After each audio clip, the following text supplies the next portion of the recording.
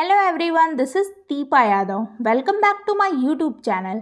तो आज हम लोग क्लास 6 एनसीईआरटी ज्योग्राफी का चैप्टर 5 पढ़ेंगे और इस चैप्टर का नाम है पृथ्वी के प्रमुख परिमंडल।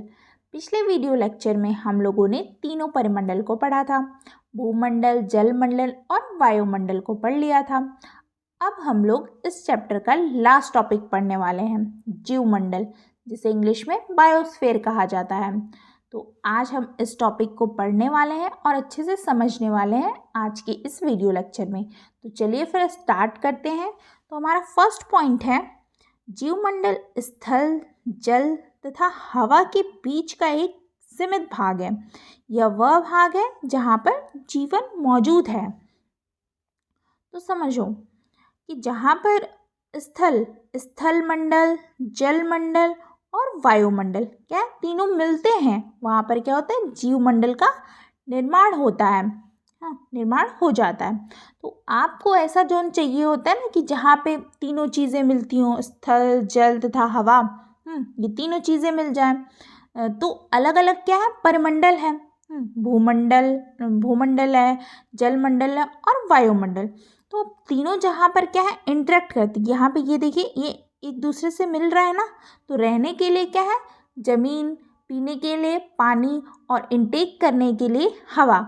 कार्बन डाइऑक्साइड, जैसे पौधों को देखें तो पौधे में क्या है, पौधे जड़ों के थ्रू जो मिट्टी में से क्या है, पोषक तत्व लेते हैं ना, न्यूट्रिएंट्स लेते हैं ना, पानी लेते हैं, तब वो बढ़ते हैं, तब ग्रो करते हैं। तो कार्बन डाइऑक्साइड वायुमंडल से लेते हैं। तो यहाँ पे जो तीनों परिमंडल मिल रहे हैं, ये आपस में मिल रहे हैं ना, तो वहाँ पे क्या है, लाइफ फॉर्म पॉसिबल है, जहाँ पे क्या है, जीवन मौजूद है।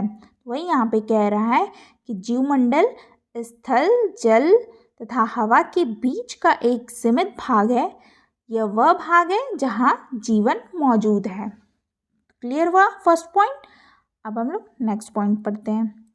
जहाँ यहाँ जीवों की बहुत सी प्रजातियां हैं जो कि सूक्ष्म जीवों तथा बैक्टीरिया से लेकर के बड़े स्तनधारियों के आकार में पाई जाती है। तो यहाँ जीवमंडल में क्या है, जीवों की बहुत बड़ी प्रजातियां पाई जाती हैं जो कि सूक्ष्म जीवों तथा बैक्टीरिया से लेकर बड़े स्तनधारी के आकार में भी पाई जाती हैं।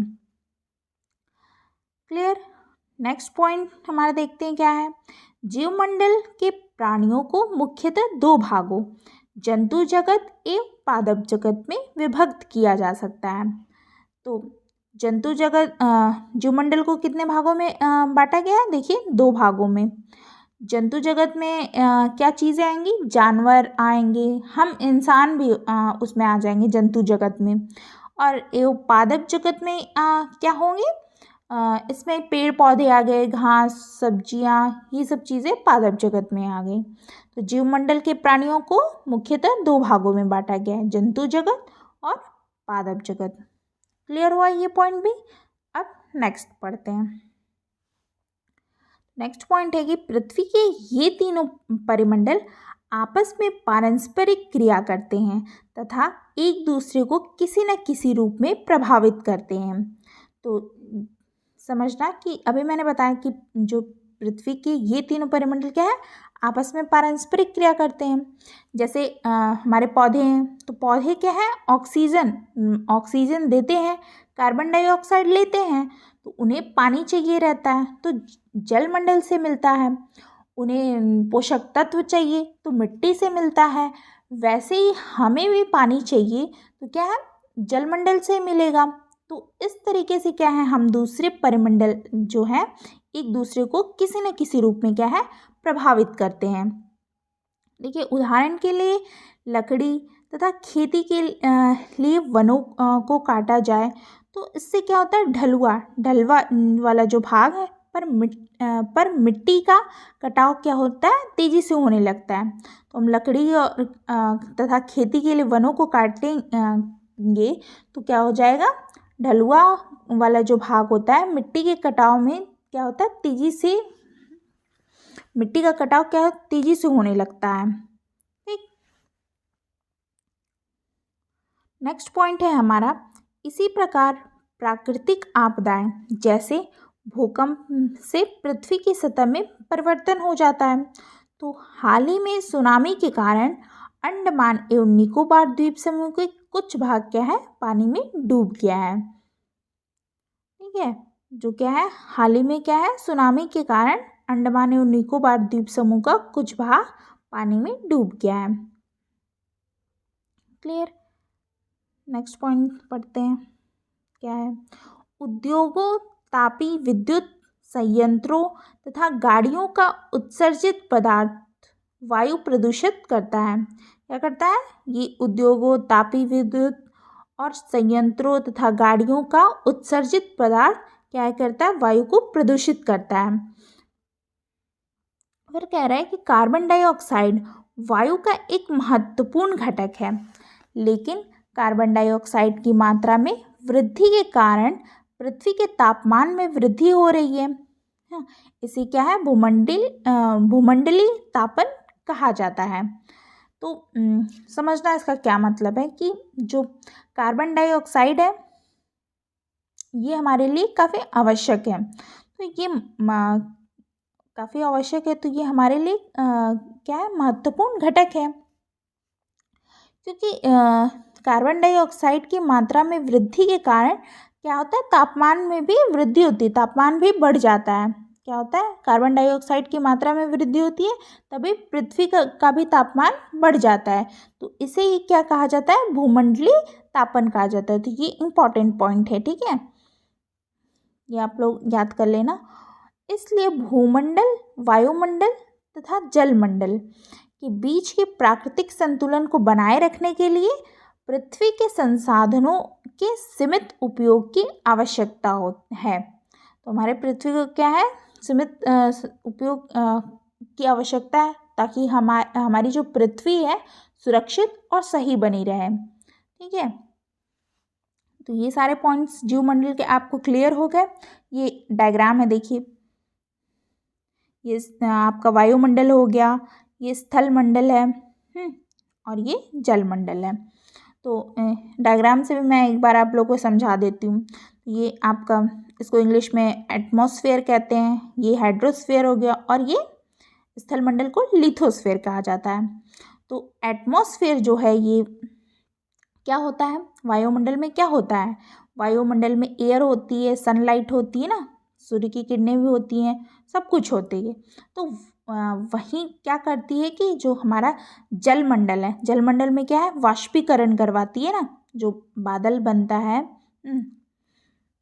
जो भाप बन के जब ऊपर उठती है भाप, तो फिर क्या होता है, बारिश होती है ना, इवोपोरेशन, वाष्पीकरण होता है, तो क्या होता है, बारिश होती है, प्रिसिपिटेशन होती है। तो अगर लिथोस्फेयर मतलब कि स्थल मंडल ना हो तो पानी कहाँ जाएगा। तो लिथोस्फेयर में दोनों पार्ट आता है, हमारा ओशन भी आ जाता है, सरफेस भी आ जाता है, और कॉन्टिनेंट वाला भी पार्ट, महाद्वीप भी आते हैं ना, मैंने ये बताया था। तो क्या होता है कि जो हमारा जलमंडल है, हाइड्रोस्फीयर को भी आपने मतलब आपको कहीं ना कहीं पे तो रखना होगा ना, ऐसा तो नहीं है ना कि पानी हवा में तैरने लगेगा। तो पानी को ज़मीन की ज़रूरत है, क्या है, पानी को क्या है, ज़मीन की ज़रूरत है, और ज़मीन को पानी की ज़रूरत है, ताकि वो अपने ऊपर किसी को जीवन दे सके। हाँ, जो हमारे पौधों को ग्रो करा सकें, उनको बड़ा कर सकें, और ये सब क्या जो प्रोसेस है, क्या है, हमारा एटमॉस्फेयर, वायुमंडल करता है, ज़्यादा ये ज़रूरी है वायुमंडल का ही। तो वहीं पे क्या होगा, हमारा वाष्पीकरण होगा, हाँ, इवोपोरेशन होगा, क्लाउड फॉर्मेशन होगा, हमारा क्लाउड बनेगा, वहाँ पे होगा। तो ये तीनों जो हमारे क्या है, वायुमंडल, स्थल मंडल और जलमंडल, ये तीनों परिमंडल क्या है, आपस में क्या है, एक दूसरे से क्या है, इंटरडिपेंडेंट है, और इंटर रिलेशन है। ये सब आपस में एक दूसरे को क्या है, प्रभावित करते हैं। बिना इन तीनों के जीवन पॉसिबल है ही नहीं। ये जब तीनों एक दूसरे से मिलते हैं तो वहीं क्या होता है, बायोस्फीयर का निर्माण होता है। तो बायोस्फीयर में क्या है, जीवन मौजूद है। तो ये डायग्राम भी आपने समझ लिया। तो आई होप ये वीडियो आपको अच्छी लगी होगी और वीडियो को ज़्यादा से ज़्यादा शेयर किया कीजिए। तो प्लीज़ आप लोग लाइक शेयर सब्सक्राइब करना मत भूला करिए और नोटिफिकेशन को ऑन रखा कीजिए। अगर चैनल पे नए हैं तो सब्सक्राइब करना ना भूलें। ठीक है, फिर मिलते हैं। ये आज ही ये आपका चैप्टर भी ख़त्म हो गया आज। ये लास्ट टॉपिक था हमारा बायोस्फीयर। ठीक है, चैप्टर ख़त्म हो गया। अब नेक्स्ट चैप्टर अब हम लोग पढ़ेंगे। ठीक है, तो मिलते हैं फिर नेक्स्ट चैप्टर में नेक्स्ट वीडियो के साथ। Thank you.